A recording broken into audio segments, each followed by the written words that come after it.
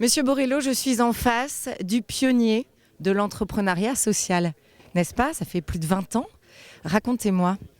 Malheureusement, ça fait plus de 20 ans, mais je crains de ne pas être le pionnier. Disons que le groupe SOS représente aujourd'hui ce qu'on espère d'une grande entreprise sociale, puisque avec nos 4000 salariés, dans ce petit secteur, on fait office de grand groupe.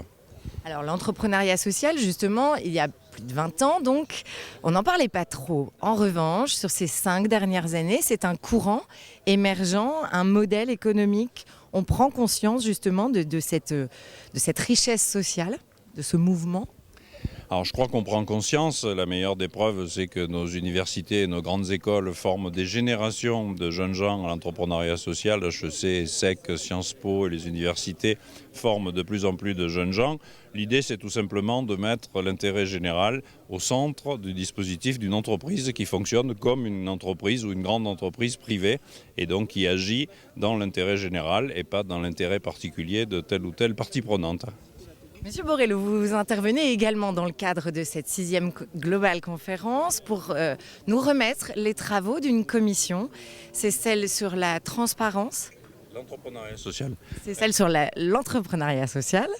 Alors, la restitution de ces travaux, ça se fera demain.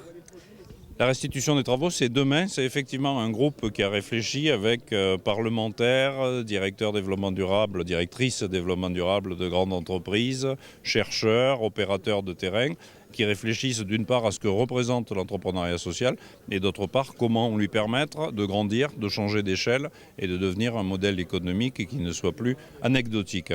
Alors c'est important puisqu'on parle de gouvernance, donc cette commission, elle va, je pense, planter le décor, mais aussi ajouter une pierre à l'édifice. On en ressort avec quoi ?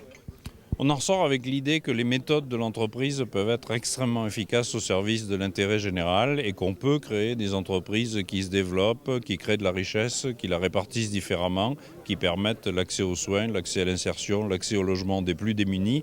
Considérer que le fameux bottom of pyramid n'est pas uniquement un marché, mais aussi une responsabilité sociale. Et sans doute aller vers l'idée qu'il faut co-construire avec les 3 partenaires historiques que sont les pouvoirs publics, l'entreprise privée lucrative et l'entrepreneuriat social. Si on se met à 3 pour construire de nouveaux dispositifs, on a de grandes chances d'atteindre les objectifs que nous n'avons pas réussi à atteindre jusqu'à aujourd'hui. Enfin, dernière question par rapport au modèle français et à l'international. Est-ce que l'entrepreneuriat social, c'est quelque chose qui existe, notamment dans les pays en voie de développement ? Alors l'entrepreneuriat social existe dans les pays en voie de développement parce que d'une part il y a peu de moyens, il y a peu de capitaux. Or la plupart de nos entreprises sont des entreprises qui associent des individus et pas des capitaux. Donc le capital est humain avec de la bonne volonté, des besoins fondamentaux, un peu de savoir-faire. On peut réussir à créer de grandes entreprises qui rendent des services éminents à la population. Donc évidemment, ça existe aussi bien dans les pays en voie de développement qu'aux États-Unis, qu'en Californie, que dans le sud-est asiatique aujourd'hui. Donc c'est un mouvement mondial qui est en train de se développer et dont nous reparlerons à Rio+20. Et ça marche. Et ça fonctionne extrêmement bien. Merci Monsieur Borrello.